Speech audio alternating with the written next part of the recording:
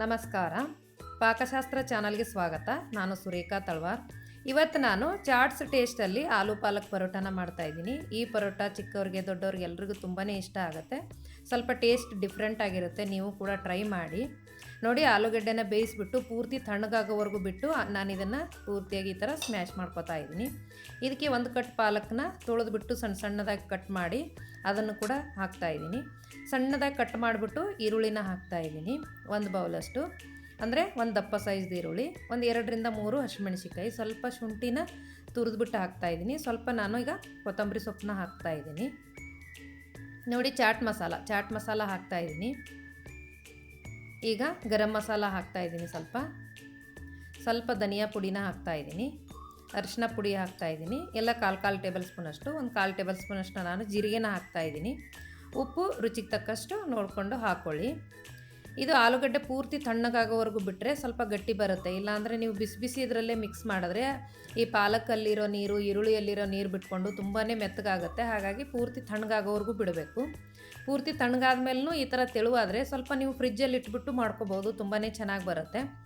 ಸ್ವಲ್ಪ ಪಾಲಕ್ಕು ಈರುಳ್ಳಿ ಹಾಕಿರೋದ್ರಿಂದ ಸಾಫ್ಟಾಗೇ ಬರುತ್ತೆ. ಹಾಗಾಗಿ ನೀವು ಈ ಹೋಳಿಗೆ ಸೀಟ್ ಅಂತ ಬರುತ್ತೆ, ಇಲ್ಲಾಂದರೆ ಎಣ್ಣೆ ಕವರ್ ಬರುತ್ತೆ, ಅದ್ರ ಮೇಲೆ ಎಣ್ಣೆ ಹಚ್ಚಿ ಮಾಡಿದ್ರೆ ತುಂಬ ಈಸಿಯಾಗಿ ಮಾಡ್ಕೋಬೋದು. ನಾನೀಗ ನೋಡಿ ಹೋಳಿಗೆ ಸೀಟ್ ಮೇಲೆ ಮಾಡಿ ತೋರಿಸ್ತೀನಿ. ಈ ಹೋಳಿಗೆಗೆ ಯಾವ ಥರ ತುಂಬ್ತೀವೋ ಅದೇ ಥರ ತುಂಬ್ಕೊಂಡ್ಬಿಟ್ಟು ಮಾಡ್ಬೋದು.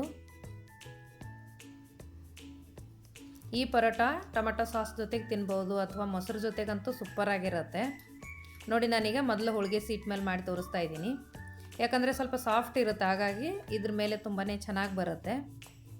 ಇಲ್ಲಾಂದರೆ ನೀವು ಎಣ್ಣೆ ತಂದಿರೋ ಕವರ್ ಇರುತ್ತಲ್ಲ, ಕವರ್ ನೀಟಾಗಿ ಕಟ್ ಮಾಡಿಕೊಂಡು ಆ ಕವರ್ ಮೇಲೆ ಕೂಡ ಮಾಡ್ಬೋದು. ನೋಡಿ, ಈ ಥರ ಲಟ್ಟಿಸ್ಕೊಂಡು ಬೇಯಿಸ್ತಾ ಇದ್ದೀನಿ.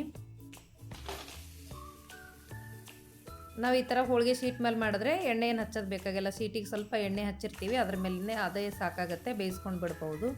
ನಾನೀಗ ಹಿಟ್ಟು ಹಚ್ಚಿ ಕೂಡ ಮಾಡಿ ತೋರಿಸ್ತೀನಿ ನೋಡಿ. ಹಿಟ್ಟು ಹಚ್ಚಿ ಮಾಡಿದ್ರೆ ಸ್ವಲ್ಪ ತೆವೆಯಲ್ಲಿ ಹಾಕಿದ ಮೇಲೆ ನಾವು ಎಣ್ಣೆ ಹಚ್ಚಬೇಕಾಗತ್ತೆ. ಸ್ವಲ್ಪ ಜಾಸ್ತಿ ಹಿಟ್ಟು ಹಾಕ್ಕೊಳ್ಳಿ, ಸಾಫ್ಟ್ ಇರೋದ್ರಿಂದ ಸ್ವಲ್ಪ ಹಿಟ್ಟು ಕಡಿಮೆ ಹಾಕಿದ್ರೆ ಅಂಟ್ಕೊಳ್ಳೋ ಚಾನ್ಸಸ್ ಇರುತ್ತೆ. ಮಕ್ಕಳು ಪಾಲಕ್ಕೆಲ್ಲ ತಿನ್ನೋದಕ್ಕೆ ಇಷ್ಟಪಡಲ್ಲ. ಈ ಥರ ಸ್ವಲ್ಪ ಡಿಫ್ರೆಂಟಾಗಿ ಮಾಡಿಕೊಟ್ರೆ ಮಕ್ಕಳಿಗೂ ಇಷ್ಟ ಆಗುತ್ತೆ. ನಮಗೆ ಕೂಡ ತಿನ್ನೋದಕ್ಕೆ ಸ್ವಲ್ಪ ಡಿಫ್ರೆಂಟ್ ಟೇಸ್ಟು ಚೆನ್ನಾಗಿರುತ್ತೆ. ನೋಡಿ, ಈ ಥರ ಹಿಟ್ಟು ಹಾಕ್ಕೊಂಡು ಲಟ್ಸ್ಕೊಂಡು ಈ ಥರ ಬೇಯಿಸ್ಕೋಬೋದು.